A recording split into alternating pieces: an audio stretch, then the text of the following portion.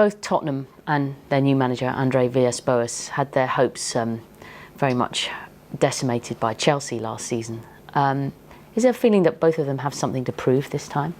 Yeah, I think there probably is. And in some senses, you could almost say that in both cases it's a little bit unfair, because Villas-Boas is a manager who has, at a remarkably young age, already got a European trophy and also had significant success with Porto. And all right, he didn't have a great time at Chelsea, but I'm not certain that anyone should be thinking of writing off a manager on the strength of that, given how many managers we've seen go through Chelsea and not achieve the success that they've been looking for since Mourinho.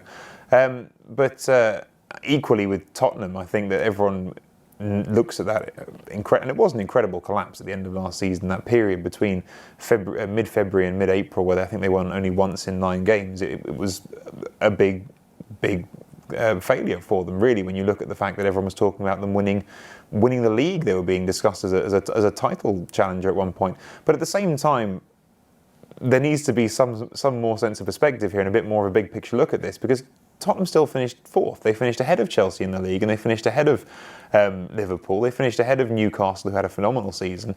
And to sort of sit there and say, oh, well, they've got something to prove now because they didn't get in the Champions League on account of the fact that Chelsea had a really quite improbable run from 3-1 down to Napoli in the Champions League to then run through the field they did and win the Champions League. I think we need to be careful about understating Tottenham's achievements last season just because of that collapse at the end. It was still a remarkable campaign.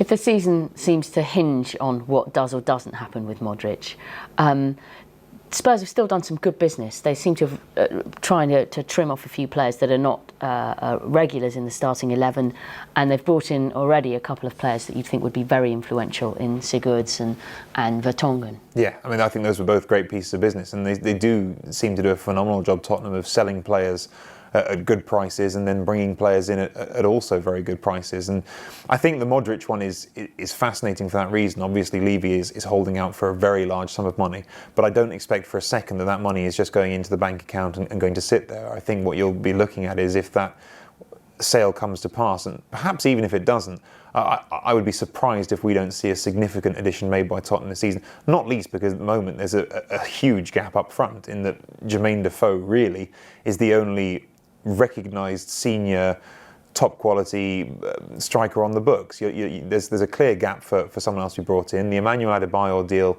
seems to be on hold at the moment. I wouldn't be surprised at all to see Tottenham linked with and making moves for a significant name up front before the end of this transfer window. Other excellent news for Spurs is Gareth Bale signing a new deal. It was a funny season for him last season because obviously on a personal level it went very well, although there was this situation where he was played all over the place. Is it time now, and has he got the right manager now to do this, for him to nail down a specific, more disciplined tactical position? Clearly this is going to be one of the big, I guess, marks by which we judge Villas-Boas is, can he get the best out of Gareth Bale, who is a huge talent and we know is capable of being one of the most significant players in the entire league. In fact, I think one of the most dangerous players in terms of what he can offer. So there was a question there last season of how much was this Redknapp giving Bale freedom and how much of it was a player who perhaps is not as tactically disciplined as you'd like him to be.